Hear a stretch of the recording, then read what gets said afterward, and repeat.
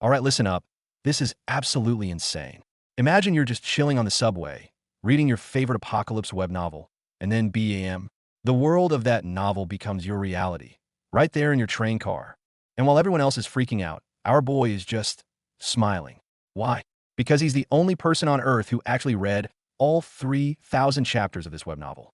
For him, this apocalypse is basically an open book test. While everyone's losing their minds trying to call the cops, our boy Dokja is already in Game Master mode. Look at him, trying to explain to his co-worker Sangha that this ain't a disaster, it's a survival game. She's obviously not getting it, but he's laying it down plain and simple. We're part of that game now. And just as he mentions rules, BAM, this creepy little mascot from hell, a Dakibi, pops up. It's all cute and fuzzy until you see the next panel, a train car littered with bodies. Yeah, this game has a serious body count for anyone who doesn't play by the rules. And then it hits him. This isn't just like his web novel. It is his web novel. The trembling office workers, the old lady praying, the dude trying to smash the door open. It's all playing out exactly as he read it for the last 10 years. The realization is sinking in, and it's a gut punch. And just like clockwork, the system notification drops. Main scenario number 1. Prove your value. How? By killing one or more living organisms. You got 30 minutes or you die. Simple as that. While Dokja is processing this, some other lady steps up, trying to be the leader. Okay, everyone calm down. Girl, read the room and the quest objective. Never mind her, because a real leader just stepped into the spotlight. A military man flashes his ID, Lieutenant Hein Seong Lee. He's taking charge, declaring a national emergency. Finally, someone who looks like they know what they're doing. This national emergency alert just throws everyone into a deeper panic. Guys are getting texts to return to their units, but nobody can get through to any higher-ups. It's chaos. But look at our boy Dokja. He's not even surprised. He knows exactly how useless the government is about to be. But hold up. Dokja's face says it all. A national emergency? He expected that. But Lieutenant Hein Seong Lee? Our boy knows that name. That's not just some random soldier. That's Steelblade, Hein Seong Lee, a major supporting character from the novel. The fanboying is real, but something's bugging him. He's running through the plot in his head. And wait a minute. Hein Seong Lee isn't supposed to show up until after the first scenario. The script is already being flipped. Things are not going according to the book, and that's a huge problem. Meanwhile, everyone's glued to their phones, watching the Prime Minister give a speech about unidentified terrorist attacks. Dokja knows that's a load of crap. He's thinking, terrorist attack? Please. But then he notices something crucial. Why is the PM giving the speech? Where's the president? Oh, right. He's already dead. And out on the streets. What started as rumors is turning into a full-blown nightmare. 1 second people are arguing, the next bang, the live broadcast cuts out. The so-called terrorist attack is clearly something much, much worse. The broadcast didn't just cut out. It was interrupted by our friendly neighborhood Dakibi. He's mocking everyone, laughing at the terrorism explanation. Then he gets this evil glint in his eye and says since people here are so good at games, he's going to spice things up a bit. This can't be good. And by spicing things up, he means he's cutting the scenario timer down to just 10 minutes. This little monster is playing for keeps. The clock is ticking down, and the panic in that train car is reaching a boiling point. And if that wasn't bad enough, he adds a penalty. If the first kill doesn't happen in the next 5 minutes, everyone in the cabin dies. Period. This just went from a survival game to a horrifying prisoner's dilemma. It's kill, be killed, or everyone gets wiped. Even with this death sentence hanging over their heads, Hein Seong Lee is trying to keep people calm. For Dokja, this is all going according to the book. Mostly, the nagging feeling is back. If this supporting character is here early, where the hell is the actual protagonist of the story? Right on cue, screams from the next car over. Someone's been murdered, and now they're banging on the door, trying to get in. Blood is literally seeping through. The passengers freak out, trying to barricade the door. The first kill has happened, just not in their car. But it's useless. A system message pops up. The cabin is sealed until the scenario is over. Little do they know, the Dakibi is streaming this whole mess live to the constellations.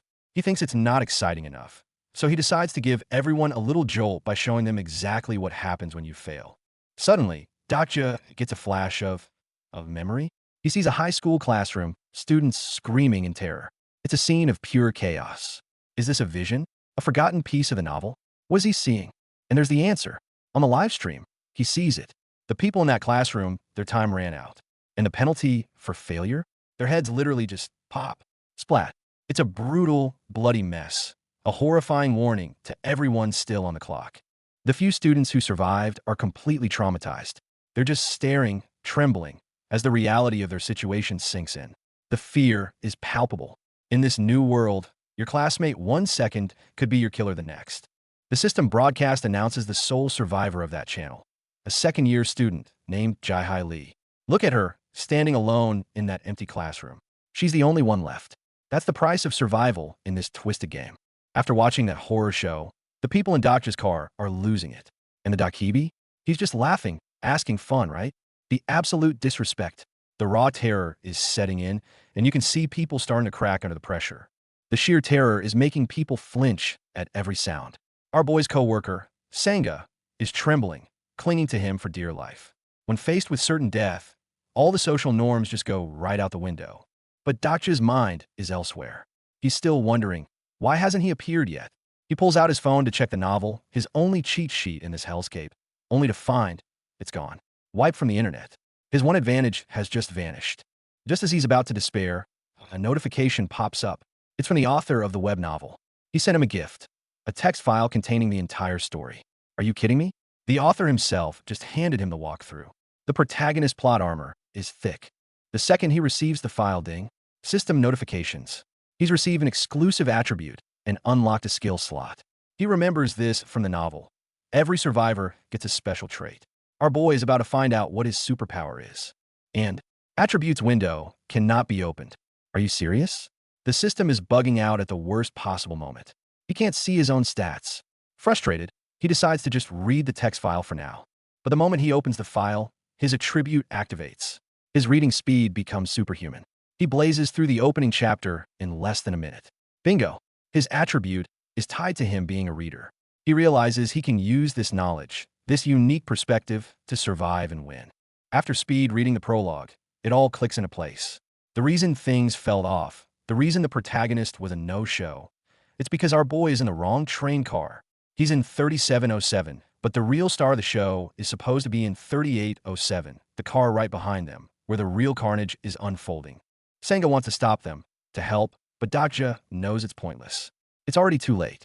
According to the story, only 2 people make it out of that car alive. And one of them is this kid in a green uniform, Kim Namwon, who looks like he's enjoying this way too much. Our boy knows the names of the 2 survivors. He knows what they become. He also knows that if he lets the story play out as written, his friend Sangha will probably die. And that's a plot point he's not willing to accept. The novel was explicit. Everyone in this cabin will die, including me. As if to prove his point, some old guy tries to pull rank and gets immediately shut down by Namwon. The old rules of respecting your elders? Yeah, they don't apply anymore. The car descends into madness. People are screaming, fighting, killing each other to survive. That department head, Mr. Han, who was bragging about his Mercedes earlier, he's in the thick of it. And Kim Namwon is just watching it all. Like this is exactly what he expected. Some people are still holding onto their morals, arguing that they can't just kill to survive. But Namwon lays down the hard truth. You think we're above all that? How can we kill others? He knows. It's kill or be killed. Those are the new rules. He spells out for them. The world you knew just ended. And in this new world, we have new rules to follow. His speech is chilling, but it's effective. He's shattering their old worldview and forcing them to accept the new, brutal reality. Namwon was one of the first to truly embrace this new world, casting aside all moral restraints. But not everyone is going down without a fight. A woman starts kicking ass, refusing to be a victim. The chaos is escalating. If no one dies within the next 5 minutes, everyone in here will die. That rule is a ticking time bomb. It forces their hand. Dakja suddenly remembers a line from the novel about executioners pulling the lever at the same time, so no single person feels the guilt. That's what's happening now. He feels disconnected, like he's just reading a book instead of living it. He watches as a nameless old woman becomes the first victim, and he does nothing. He reasons that if he meddles with the plot, he'll lose his advantage, his knowledge of the future. But Sangha can't just stand by and watch. She tries to rush in, and Dakja has to stop her. It's too dangerous. She begs him not to go either, tears in her eyes, afraid he'll be killed too. This emotional conflict is hitting him hard. Our boy knows Sangha is a great person, but she's not the heroine of this story. She can't change the ending. He can. He pleads with her, please, just do as I tell you for now. He's taking control, ready to rewrite the script. As he watches the scene unfold, someone gets brutally murdered right in front of Sangha. Dakja clarifies his inaction. He wasn't afraid of Namwon or the others. He wasn't condoning their savagery.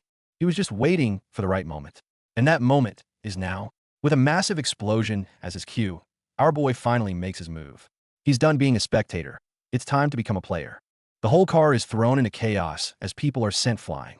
But amidst the mayhem, that cold, blue scenario window remains, a constant reminder of the brutal rule they're all bound by. Kill one or more living organisms, or face death. The timer on the screen is a stark reminder. 7 minutes and 32 seconds left. Every tick of that clock brings them closer to the deadline. Smoke fills the cabin after the explosion.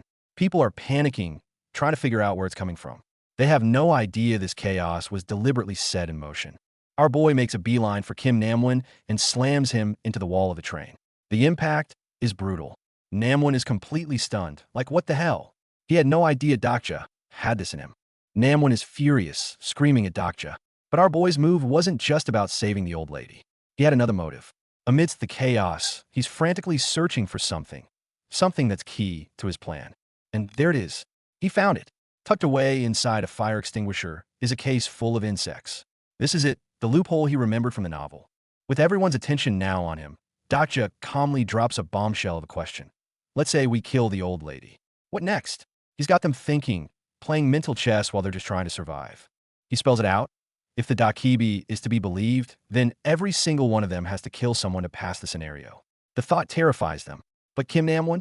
Look at him, he's got this sick grin on his face. This guy's obsessed with this twisted game. But our boy knew exactly what Namwon would say. He smirks. Gamble with our lives? Then he reveals his trump card. Have you forgotten? The scenario didn't say we have to kill a human being. He holds up a grasshopper. It said we have to kill one or more living organisms. Checkmate. This revelation shocks everyone. The bloodlust that was directed at the old lady just moments ago is now hurtling toward Dakja. But look at him. Why is he smiling?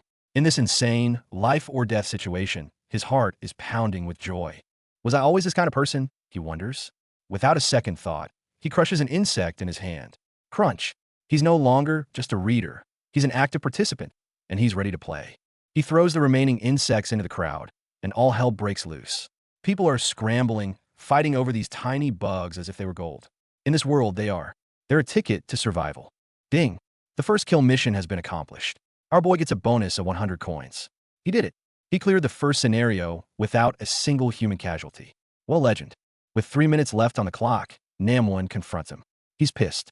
There were only 3 insects left in the box, he points out. Not enough for everyone. He wants to know why Dakja threw them, knowing it would cause a fight. Namwon accuses him. You just wanted to watch them fight for their lives, didn't you? He thinks Dakja is just like him, someone who enjoys the chaos. He's trying to get under his skin. And in that moment, ding, personal skill character profile activated. Suddenly, Dakja can see Kim Namwon's entire stat sheet like he's a video game character. His age, attributes, skills, it's all there. This changes everything. This kid, Namwon, is a textbook edgelord who is practically praying for the apocalypse. He's perfectly suited for this new world. Seeing a kindred spirit in Dakja, he makes an offer. Team up with me. The system dings again. Your understanding of Namwon Kim has increased. With less than 3 minutes on the clock, our boy has a choice to make. Team up with this dangerous but powerful psycho, or go it alone. Meanwhile, back in car 3707, Hein Seong Lee and the others have cleared their scenario. They step out of the train only to find the world outside is literally on fire. And something massive is moving in the distance. Back with our boy, he makes his decision. He turns Namwon down. He knows that teaming up with him would guarantee short-term survival, but long-term, it's a death sentence. I am a reader who knows about him and his future, he thinks. He refuses to follow the original script. Rejected, Namwon decides to go back to his original plan, kill the old lady. But Dakja isn't having it. He taunts him, calling his actions hypocritical, like a hero with a double personality. The insult lands a critical hit. People like you make me sick, Namwon snarls and lunges at him. They're fighting now, a full-on brawl in the middle of the train car. The system updates. Namwon Kim despises you. Yeah, no kidding. And then Namwon unleashes his special skill, Grim Dark Awakening. You can't make this stuff up. Purple and black energy erupts from him. Dakja is shocked. He already activated his skill. Namwon is ecstatic with his newfound power. I'm so F***** King Strong, he roars. But our boy Dakja is just watching, analyzing. He thinks this is probably why the protagonist still recruited him, although he's a psychopath. His understanding of the character deepens. Just as things are looking grim, Dakja gets a power-up of his own. Ding! You have unlocked level 1 of your personal skill, Omniscient Reader's Viewpoint. Omniscient Reader's Viewpoint. Now that sounds like a game changer. Namwon doesn't give him a second to process it. He unleashes a flurry of attacks, beating Dakja back. The edgelord is showing off, and he's got the power to back it up. But then, Omniscient Reader's Viewpoint activates. A stream of information appears in Dakja's right eye, showing him the trajectory of Namwon's next attack. He dodges perfectly and lands a solid kick. He can see the future. As soon as his second skill was activated, he could see everything. He can read Namwon like a book. His body isn't strong enough to retaliate effectively, but he can dodge. All he has to do is hold on a little longer. The clock is ticking down, less than 2 minutes left. Dakja is on the defensive, dodging every attack, just trying to run out the clock. Namwon is relentless, warning him, 2 minutes left, kid. The tension is insane. Dakja knows if he loses to Namwon here, he's dead. He can't let this psycho proceed to the next scenario. Spotting an opening, he pulls out a knife. It's time to end this. Namwon activates his knife fighting skill, and the two clash in a blur of motion. The fight is brutal and fast, a desperate struggle for survival. Dakja gets cut, and the pain is searing like his skin is on fire. He realizes Namwon, being a military geek, probably coated his blade with something. But even in agony, he fights back, grabbing Namwon by the throat. His strength is fading. Dakja starts to despair, thinking about the law of the jungle. This new world hasn't changed anything. It's just made the rules clearer. Namwon mocks him. You don't even have the strength to run anymore. We're running out of time. In his final moments, a question from the novel flashes in his mind. Are insect eggs living organisms? And the answer is yes. He realizes he's going to die. But wait, there's still one move left to play. With his last ounce of strength, he crushes something in his pocket. The grasshopper eggs. Squelch. Ding. You have killed a living organism. You obtain 100 bonus coins. He did it. He found another loophole at the last possible second. Namwon is losing his mind. Why won't he die? He screams. Our boy doesn't hesitate. He dumps all 2,700 of his coins into his stamina stat. Ding, ding, ding. His stamina skyrockets from level 1 to level 10. His durability has just gone through the roof. Namwon's knife strikes again, but clangs against Dakja's skin. It can't penetrate. Our boy then drops a final piece of knowledge on him. Grasshoppers lay more than 100 eggs at a time. He killed over 100 organisms. The person who's going to die here isn't him. As Namwon screams in frustration, the clock hits 0. Your time has run out. Proceeding with checkout. With a final, agonizing cry, Kim Namwon's game comes to a bloody end. Just screams and a splash of red. Our boy won. He outsmarted the edgelord and survived the first scenario. The system announcement makes it official. Main scenario number 1 has ended. Survivors in cabin 3807. 5 people. The Dakibi reappears, looking at the mess. Now, this is fascinating. It chirps, completely unfazed by the carnage. To this thing, the death and suffering are just content for the show. The system lists the survivors. Hyeon Seong Lee and Senga Yu are among them. Thanks to our boy's intervention, 2 key characters who might have died are still in the game. Exactly as planned. Also on the list, the kid Gilleong Lee and the department head Myongo Han. And finally, our boy Dakja Kim. The one who wasn't supposed to survive, Kim Namwon, is dead on the floor. Dakja has successfully flipped the script. He remembers Namwon's final pleas for help, how he begged for his life using the same logic he had dismissed moments before. Dakja simply threw his own words back at him. A new world needs new rules. He'd be lying if he said he didn't feel guilty. But it's strange, he feels detached, calm. It's like he's still just reading the novel instead of actually living through this nightmare. The system tallies up his kills. 1 grasshopper and 123 grasshopper eggs. The penalty for killing non-resistant organisms cut his earnings in half, but he still walks away with a massive 6,200 coins. Our boy is officially rich. After deducting the cost of his stat boost, he's left with 3,500 coins.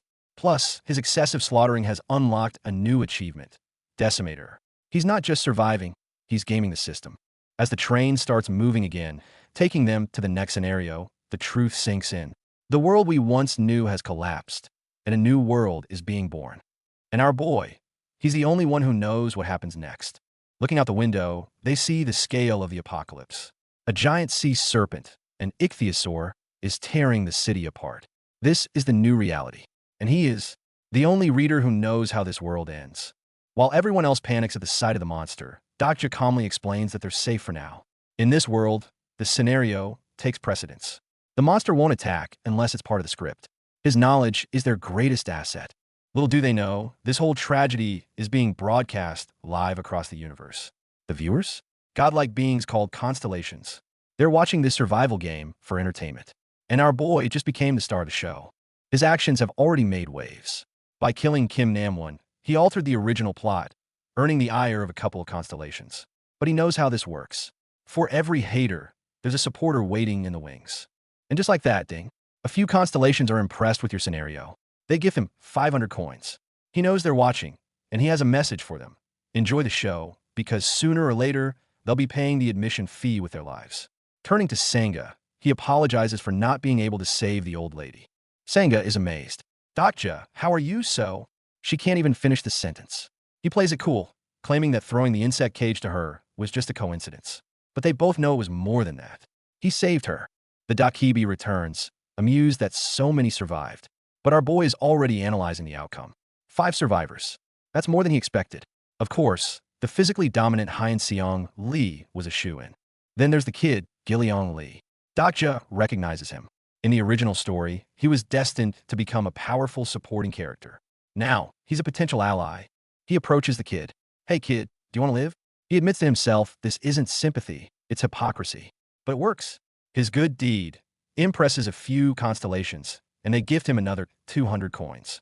He's learning to play the game, using even kindness as a strategy. Finally, his attention turns to the department head, Myongo Han. A lucky guy.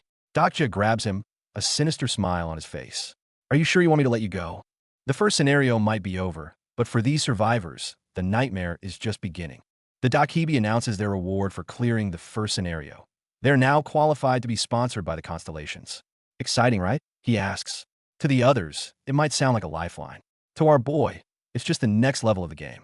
Of course, Dokja is the only one who understands what sponsorship really means.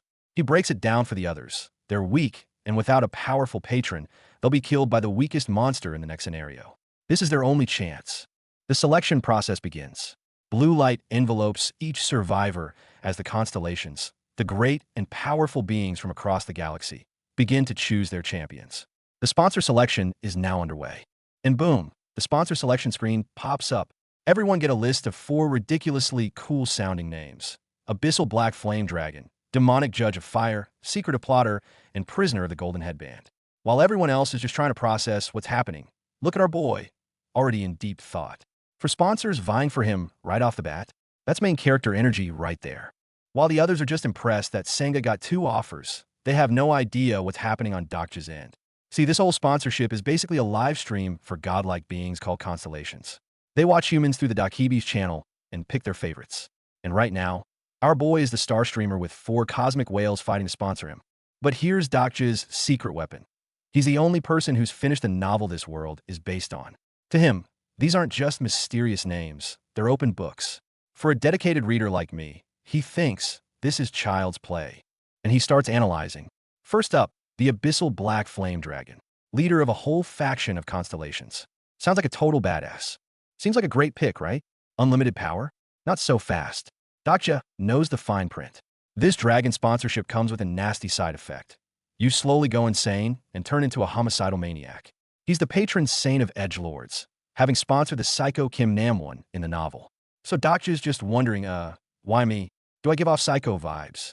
So, that's a hard pass on the crazy dragon. Moving on to option 2, Demonic Judge of Fire. Sounds evil, right? Wrong. Our boy, the walking encyclopedia of this world, knows it's all branding. The demonic part is ironic. Judge and fire. He puts 2 and 2 together and realizes it's none other than the Archangel Uriel. Talk about a plot twist. Uriel is a solid choice, super powerful. But these absolute good constellations come with a ton of strict rules, which doesn't really fit our boy's flexible moral code. So, he puts her on the back burner. But when he glances at the third name, the Secretive Plotter, his jaw hits the floor. He knows this name, and he knows this is a very big deal. But the real shock comes from the final option, Prisoner of the Golden Headband. Dokja absolutely loses his cool. It's not that he doesn't recognize the name, it's that he knows it too well. He's thinking, no way. There is absolutely no way this guy should be showing up this early in the story. The plot is already going completely off the rails. The prisoner of the golden headband, the owner of manhwa, the handsome monkey king. Yep, you guessed it. It's the great sage, heaven's equal, Sun Wukong, the monkey king himself, one of the most overpowered beings in the entire universe, and he wants to sponsor our boy. The hype is real. This guy is a walking nuke, capable of wiping out thousands with a single swing of his staff. So why would a being this powerful be interested in a regular office worker? But that's when a much bigger question hits Dokja. If he accepts this immense power, will he be strong enough to beat the actual protagonist of the novel? Time's up. The Dakibi pops back in, looks over the results, and lets out an amused laugh. Wow, someone made a very interesting choice. He's definitely talking about our boy. Then he pieces out to prep the next scenario. The moment he's gone, pop, a burst of light appears right in front of Dokja. With the selection over, Dokja immediately takes charge and gathers the survivors. He makes a point to shake hands with this soldier, Hien Seong Lee. Of course, this isn't a random introduction. Dokja knows exactly who he is, thinking, that's him, the main tank for the early stages of the story. He's already assembling his party. But just as he's building his dream team, his scumbag ex-boss, Han Myongo, tries to pull rank. He gets all chummy like, thanks for saving us, rookie, but you know who I am, right? And Dokja just yanks his hand off his shoulder. We're not at work right now. Oof, the burn. The power dynamic has officially flipped. The boss is furious, still clinging to his corporate authority. And Dokja just lets him have it. Mino soft? Do you really think that company still exists after all this? He basically points to the giant monsters outside. Yeah, I don't think HR is going to be processing your complaint, buddy. With the boss put in his place, Dokja tries to get everyone else on the same page. Wake up, people. This isn't a joke. The Dakibi, the game interface, the skills, it's all real. He's trying to drill it into their heads that this is their new reality, a survival game where the penalty for failure is death. And his leadership is working. The soldier, Hien Seong, is starting to trust him, and a system notification even pops up to confirm it. With his new ally on board, Dokja makes a decision. We have to get out of here. But right on cue, a deafening roar from outside serves as a grim reminder that leaving won't be easy. The others are hesitant to leave, but their debate is cut short by a massive explosion just outside the train. But look at Dokja's face. He's not just scared. He's thinking, is this the next scenario? No, the Dakibi isn't back yet. He realizes this is an unscheduled event, something that's not supposed to happen yet. Suddenly, a loud slam echoes from the door to the next car. Someone is on the other side, and they want in. While the others freak out, Dokja is eerily calm. He knows exactly who that is, the sole survivor from cabin 3707. And with chilling certainty, he says he's coming. And who is this mysterious survivor? According to Dokja, he's none other than the true protagonist of this story. Not a good sign for our boy's own protagonist status. He knows they have to bail now. If we don't leave right this second, he yells, we're all going to die before the next scenario even starts. There's just one tiny problem. They're trapped. The protective barrier that kept them safe during the first scenario is gone. They're sitting ducks. Dokja realizes their only hope is to find a working exit before the real hero breaks in and brings a world of trouble with him. The panic sets in as they frantically check every door. Damn it, there has to be one that works. They're running out of time and options. And then, just as they're about to lose hope, they find one. A door that might just be their ticket out of this death trap. But before they can even get it open, slam, the door is kicked inward with incredible force, sending one of the survivors flying. It's absolute chaos. Through the smoke and debris, Sangha spots Dokja and screams his name, fearing the worst. Okay, that door's a bust. They turn to another one, their absolute last chance. But it's stuck tight. Look at our boy, ever the strategist. He's already calculating, I could use my coins, boost my strength, and just brute force it. He's always got a backup plan. But wait, he has an even better idea. Why use his own resources when he has a super soldier right here? He tells Hien Seong to use his skill. The guy is confused, so Dokja activates his own ability, character profile. Boom! Hien Seong's entire stat sheet pops up, revealing his own hidden potential. It's like a coach showing a player his true talent. Hien Seong is stunned, seeing his own skills laid out like a video game character. Dokja just gives him a little pep talk. Just imagine yourself using it. And with that push, Hien Seong unleashes his power. A massive surge of energy erupts from him as he activates his stigma.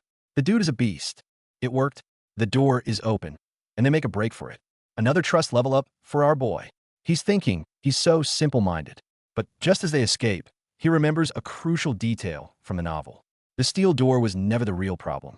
And right on cue, a creature of light appears, confirming his worst fears. And who's the mystery creature? It's the Dakibi, and he is not happy. I told you to stay put. You're messing up my schedule. But he just sighs and decides to roll with it. Well, I guess I have no choice. You're very lucky humans. Looks like the show must go on. And just like that, the second scenario begins. Escape. The objective? Cross the collapsing bridge to Oksu Station in 20 minutes. Dakja's face says it all. Something doesn't feel right. The mission says collapse bridge, but the bridge is still standing, for now. Time to run. Dakja immediately puts the pieces together. In a novel, the bridge was destroyed by the train exploding on it. Since they got off early, the bridge is still intact. But the scenario demands a collapsed bridge, which means it's definitely going to collapse one way or another. They're in a race against fate itself. And how exactly will it collapse? Oh, just a casual, city-destroying sea serpent popping out of the Han River to say hello. A giant ichthyosaur erupts from the water, ready to bring the whole structure down. Yep, this world is officially insane. The beast roars, and the bridge starts to crumble. Everyone is panicking, but Dakja keeps his cool. He remembers from the book. The ichthyosaur's only job is to destroy the bridge. It doesn't care about the humans. All they have to do is be faster than the collapsing concrete. Easy, right? They're actually going to make it. But up in the sky, the Dakibi is watching, and he's bored. It's no fun if the game is too easy, is it? With a snap of his fingers, he decides to shake things up a bit. A system notification appears. Scenario difficulty has been adjusted from E to D. Oh, this can't be good. And what does a difficulty increase mean? It means the dead no longer stay dead.